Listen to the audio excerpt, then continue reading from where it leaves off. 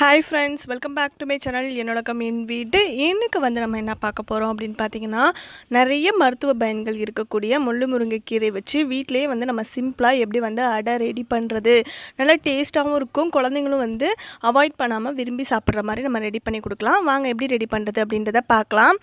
இதுக்கு தேவையான பொருட்கள் என்னென்ன அப்படின்னு பார்த்தீங்கன்னா, முள்ளு முருங்கைக்கீரை இல்லைனா கல்யாண முருங்கைன்னு சொல்லிட்டு இதெல்லாம் வந்து பார்த்திங்கன்னா கிராமத்துலலாம் நிறைய கிடைக்குது. சிட்டிலலாம் இப்போலாம் வந்து இந்த மரங்கள் இருக்கிறதே இல்லை. உங்களுக்கு இந்த இலை கிடச்சிச்சு அப்படின்னா கண்டிப்பாக வந்து இந்த அடை வந்து ஒரு வாட்டியாவது நீங்கள் ட்ரை பண்ணி பாருங்கள். அதோட டேஸ்ட்டு வந்து மறக்கவே மாட்டீங்க. இது எப்படி இந்த இலையை வந்து நம்ம ஆஞ்சி எடுக்கணும்னு பார்த்தீங்கன்னா, அந்த காம்பு, அதுக்கப்புறமா நடுவில் இருக்கக்கூடிய அந்த வேர் மாதிரி போக்குள்ள அதெல்லாம் வந்து விட்டுட்டு பேலன்ஸ் இருக்கக்கூடிய அந்த இலை எல்லாத்தையுமே வந்து நம்ம கையாலேயே இழுத்தோம் அப்படின்னா வந்துடும். ஸோ அந்த மாதிரி நம்ம பிரித்து அதை எடுத்துகிட்டு அதுக்கப்புறமா இதை அரைச்சி ஆட் பண்ணிக்க போகிறோம்.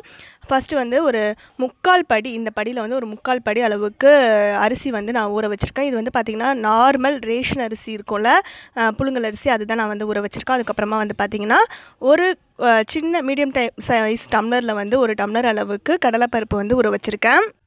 அரிசியும் கடலைப்பருப்பும் ஊறினதுக்கு அப்புறமா காரத்துக்கு தேவையான அளவுக்கு சிவப்பு மிளகாய் ஆட் பண்ணி அரைச்சி எடுத்துக்க போகிறோம். நான் வந்து இன்றைக்கி ஒரு 15 சிவப்பு மிளகாய் வந்து எடுத்து வச்சுருக்கேன். மாவு ரெடி ஆனதுக்கப்புறமா என்னெல்லாம் மிக்ஸ் பண்ணி நம்ம அடை சுட போகிறோம் அப்படின்னு பார்த்தீங்கன்னா, கொஞ்சமாக முருங்கைக்கீரை வந்து எடுத்து வச்சுருக்கேன். அதுக்கப்புறம் கொஞ்சம் கருவேப்பிலை வந்து கையாலே கிள்ளி ஆட் பண்ணிக்க போகிறேன். வெங்காயம் வந்து சின்ன வெங்காயம் இருந்ததுன்னா நீங்கள் எடுத்துக்கோங்க, அது ரொம்ப நல்லா டேஸ்ட்டாக இருக்கும். அரை முடி தேங்காய் வந்து துருவி ஆட் பண்ணிக்க போகிறேன். 1 டீஸ்பூன் அளவுக்கு பெருஞ்சீரகம், அதாவது சோம்பு வந்து ஆட் பண்ணிக்க போகிறேன்.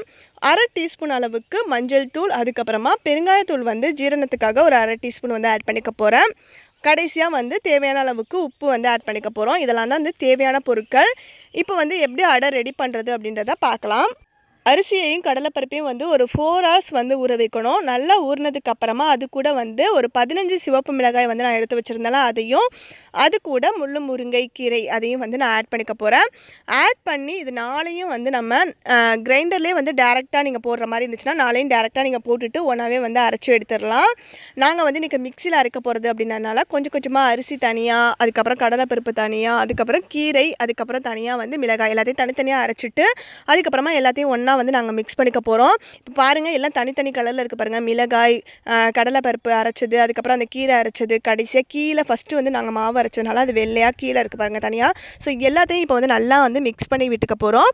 மிக்ஸ் பண்ணி விடுறதுக்கு முன்னாடியே வந்து நம்ம என்னெல்லாம் வந்து ஆட் பண்ணி அடை சுட போகிறோமோ அது எல்லாத்தையுமே வந்து இப்போ ஆட் பண்ணிடலாம்.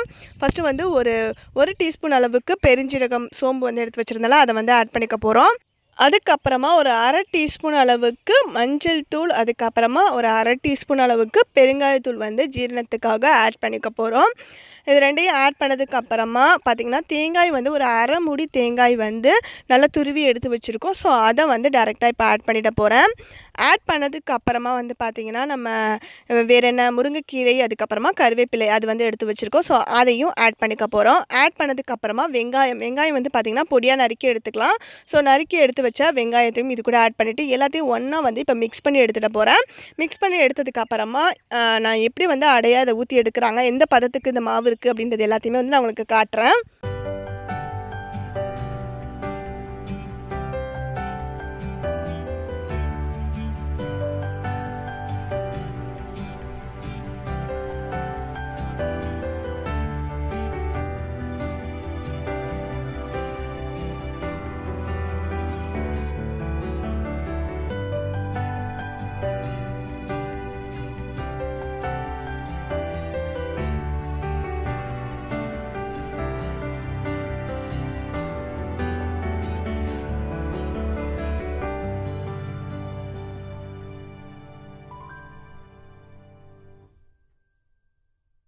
மாவு வந்து ரொம்ப கெட்டியாகவும் இருக்கக்கூடாது, தண்ணியாகவும் இருக்கக்கூடாது. நார்மலாக ஒரு இட்லி மாவு பதத்துக்கு வந்து அரைச்சி எடுத்துக்கோங்க. அதை வந்து ஒரு கரண்டியில் எடுத்து தோசை மாதிரி ரவுண்ட் ஷேப்பில் அடையாக வந்து வார்த்து எடுத்துக்க போகிறேன். இரும்பு தோசைக்கல்ல சுட்டு எடுக்கிறப்ப வந்து பார்த்திங்கன்னா சுற்றிலும் நல்ல மொருகலாகவும் உள்ளே வந்து நல்லா வெந்தும் நம்மளுக்கு சூப்பராக ரெடியாகி வரும் அடை. ஸோ இப்போ வந்து அடையை வந்து நான் தோசைக்கல்ல வார்த்தாச்சு. ஸோ இது வந்து ஒரு சைடு வெந்ததுக்கு அப்புறமா இன்னொரு சைடு வந்து திருப்பி போடுறப்ப காட்டுறேன். சுற்றி வந்து நல்லெண்ணெய் வந்து கொஞ்சமாக வந்து ஒரு டீஸ்பூன் அளவுக்கு சுற்றி வந்து ஊற்றி விட்டுட்டு மூடி வச்சு வேக விட போகிறேன். ஒரு 2 மினிட்ஸ்க்கு அப்புறமா வந்து ஒரு சைடு நல்லா வெந்ததுக்கு அப்புறமா இப்போ வந்து திருப்பி போட்டு இன்னொரு சைடு நம்ம வேக விட்டு எடுத்துக்கலாம். நல்லா வந்து மொறுன்னு நம்மளுக்கு அவுட்டர் சைடில் வந்து நல்லா மொறுன்னு ஆகிடும். உள்ளே வந்து பார்த்திங்கன்னா கொஞ்சம் மாவு நல்லா வெந்து சூப்பரான அடை வந்து ரெடி ஆகிடுச்சு. முள்ளு முருங்கை இல்லைனா கல்யாண முருங்கைன்னு சொல்லக்கூடிய இந்த இலையில் வந்து பார்த்திங்கன்னா நிறைய மருத்துவ பயன்கள் இருக்குது. அதுவும் குறிப்பாக பெண்களுக்கு மாதவிடாய் காலத்தில் ஏற்படக்கூடிய எல்லா விதமான பிரச்சனைகளுக்குமே வந்து தீர்வு கிடைக்குது.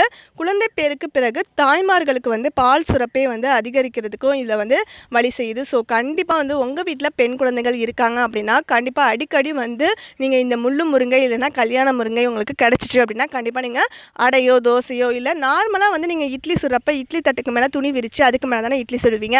இட்லி தட்டுக்கு மேலே நீங்கள் துணி விரிக்காமல் அதுக்கு பதிலாக இந்த இலையை வச்சுட்டு அதுக்கு மேலே நீங்கள் மாவை ஊற்றி இட்லியாக சுட்டு கொடுங்க. கண்டிப்பாக இந்த இலையில் இருக்கக்கூடிய சத்துக்கள் வந்து அவங்கள போய் சேரும். கூடிய சீக்கிரமே வந்து பார்த்திங்கன்னா அவங்களுக்கு எந்த விதமான மாதவிடாய் பிரச்சனை இருந்தாலுமே வந்து தீர்வு கிடைக்கும். கண்டிப்பாக நீங்கள் ட்ரை பண்ணி பார்த்துட்டு இந்த அடையையும் செஞ்சு பார்த்துட்டு அதோட டேஸ்ட் எப்படி இருந்தது அப்படின்றத கமெண்ட் பாக்ஸில் கமெண்ட் பண்ண மறந்துடாதீங்க. இந்த வீடியோ உங்களுக்கு பிடிச்சிருக்கும், யூஸ்ஃபுல்லாக இருந்திருக்கும் நம்புறேன். இந்த வீடியோ உங்களுக்கு பிடிச்சிருந்தால் லைக் பண்ணுங்கள், உங்கள் ஃப்ரெண்ட்ஸ் கூட ஷேர் பண்ணிக்கோங்க, சேனலை மறக்காமல் சப்ஸ்கிரைப் பண்ணிக்கோங்க. இந்த வீடியோ பற்றி உங்களுடைய கருத்துக்களை மறக்காமல் கமெண்ட் பாக்ஸில் பதிவு பண்ணிடுங்க. தேங்க்ஸ் ஃபார் வாட்சிங் மை வீடியோஸ் ஃப்ரெண்ட்ஸ். பாய்.